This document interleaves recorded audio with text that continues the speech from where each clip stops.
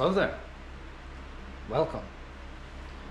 So this one's a bit of a different video. I mean, similar enough, but thought I'd try changing a couple things up. Wearing most of the cosplay, and the rest of it is seen here. Now, what this is today is, I wouldn't say a budget build, because some of the material and other things I couldn't make actually cost quite a bit, but I would say a mid-range affordability of a ring wraith or Witch King cosplay. Again, this is a lot of improvised mashing up of parts, and it's not screen accurate, you know, because even then, in the books, there are rough descriptions of a lot of the characters. So technically speaking, even the Witch King we see on TV, on the movies, is not exactly what it would be. From my understanding, there are a lot of different artist interpretations of his design. And I think I should begin with the crown. The crown here, I made just a generic sort of gothic, spiky styled crown. I'll probably throw a couple extra pictures in. But the way I made this is pretty straightforward. I've just made a poster board paper stencil. I transferred that to 22 gauge sheet metal. I do normally work with thicker material, about 14 gauge, but that's mostly for armor. This, I didn't want to have too much weight sitting on the head, and also I wanted it to be a bit more pliable. You know, I can bend it easier into shape. 22 is pretty good. Any thinner, like 24, 26, it's basically paper. I wouldn't mess with it, especially when tack welding the ends in. You're just going to burn right through. Anything thicker, it's going to be very difficult to work with if you don't have the proper tools, and even I don't technically have the proper tools. So 22 I think is a pretty good thickness. So yes, once I got that translated onto the sheet metal, I cut it out using a combination of things, but mostly using the angle grinder with a cutting wheel. Please be careful if you use that. They are very fast. They do tend to kick if you do not hold them properly. Wear your eye protection, face protection, all that stuff. I cannot stress the safety aspect of this. Can't stress it enough. Once you have it cut out, you can bend it, give as much length you want in the back, but fit it to your head, right? This is a custom build. You can fit it to your own head, I would hope. From there, these bottom spikes needed to be bent out, because if you just leave them straight down, they will tend to catch in your hair, dig into your head. That's not ideal, so I would suggest bending them outwards a good 20 to 30 degrees. And that's about it for the shaping. As I said, I tacked these on here using a gasless flux core. It's cheap, simple. I know not everybody may have access to welding or know how to do it. That's like a whole different video. There are different channels for that. Alternatively, you could try to glue and tape it, a combination of those things. Glue and tape it together. Contact cement of various types, then wrap it. There could be other ways of solving this if you do not know how to, or do not feel safe doing a little bit of welding. If you do with welding, ventilation, face protection, right? Even if you're not, because of glue fumes, please have something, a place that's well ventilated. I've got a big box fan, and normally I'll have the garage door partially open. So I just want to stress the safety aspects of making something as simple as a crown. And even when you're painting it, again, outside or in a well-ventilated place. The crown was probably the hardest part to do, and I'm glad I got it done, because it ends up fitting pretty well.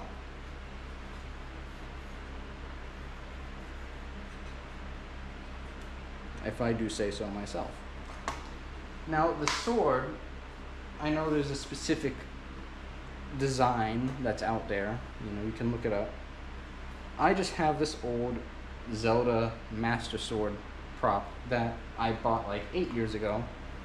I've never once used it, and so instead of throwing it away, I thought, let's just repaint it.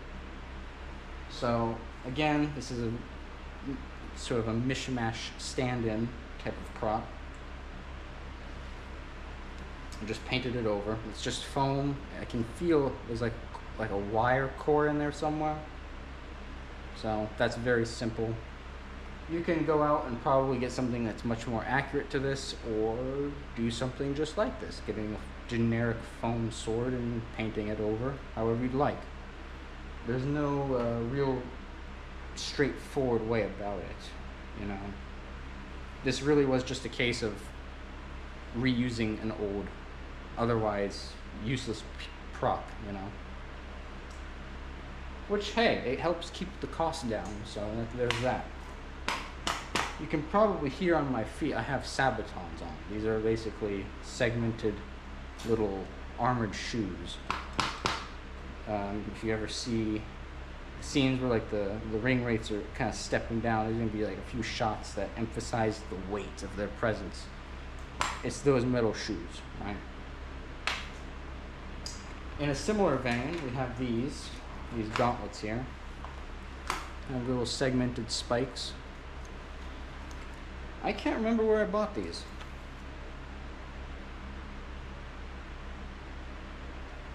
It eludes me.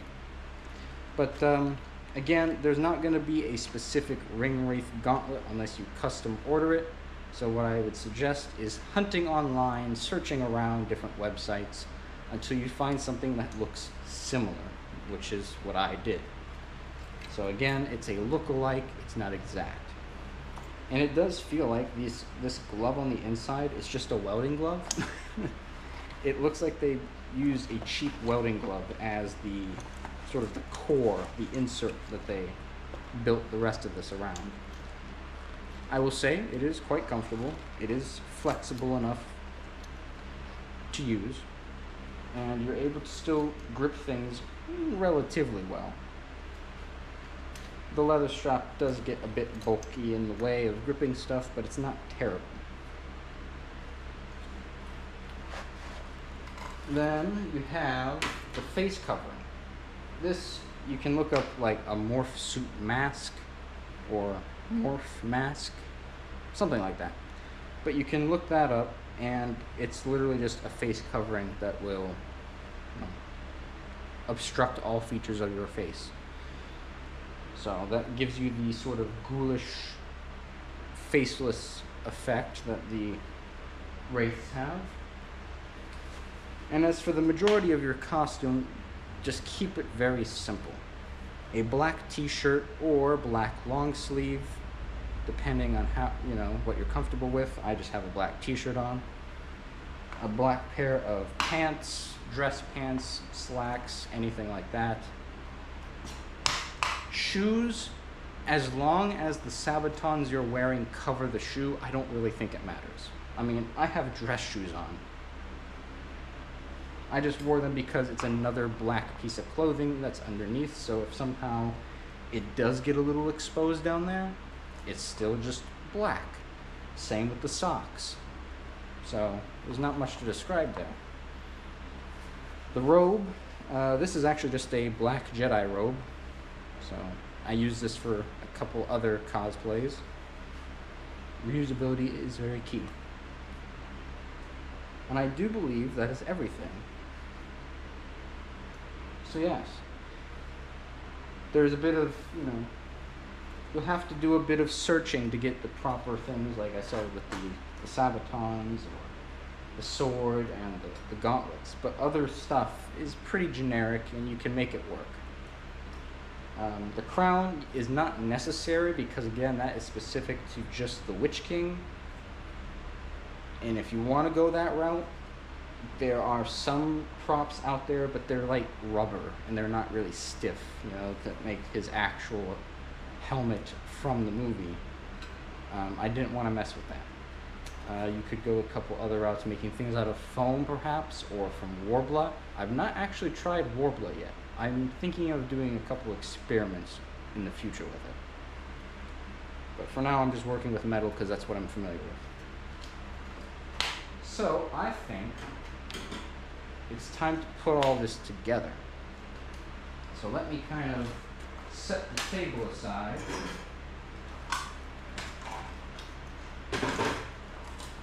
And then we're going to sew.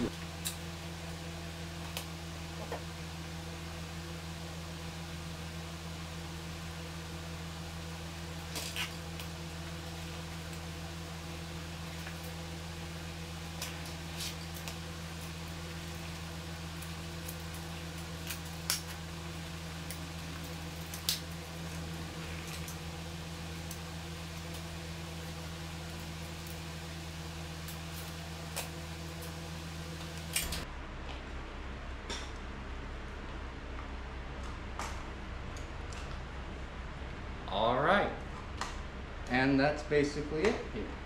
We kind of back up a little bit, maybe get like a full shot.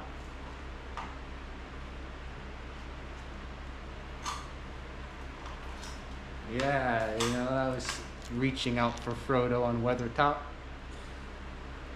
I like it. This is a nice little simple Halloween build that I might wear this upcoming Halloween. Or might just wear it to the next convention. Now with the crown, I don't know if I can fit this with the cape with the hood on as well. Let me see. Yeah, let me get a better feel with my hands here.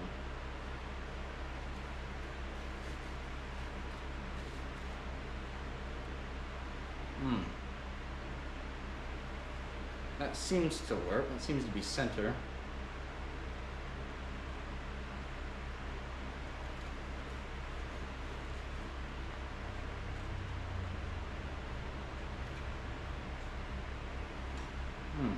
And then, you know, just looking at my shadow off to the side here, the appearance does seem to be acceptable.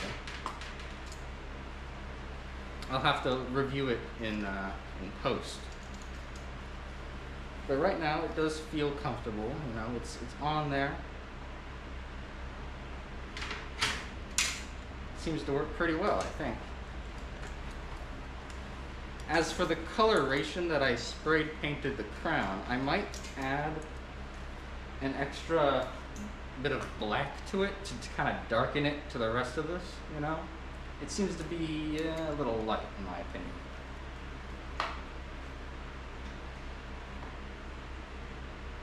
And there we have it.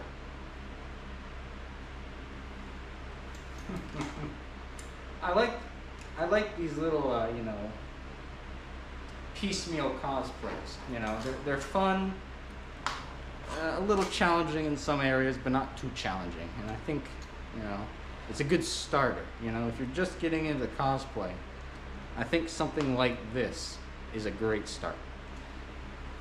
So without further ado, I do hope you enjoyed, and I do hope to see you in the next one.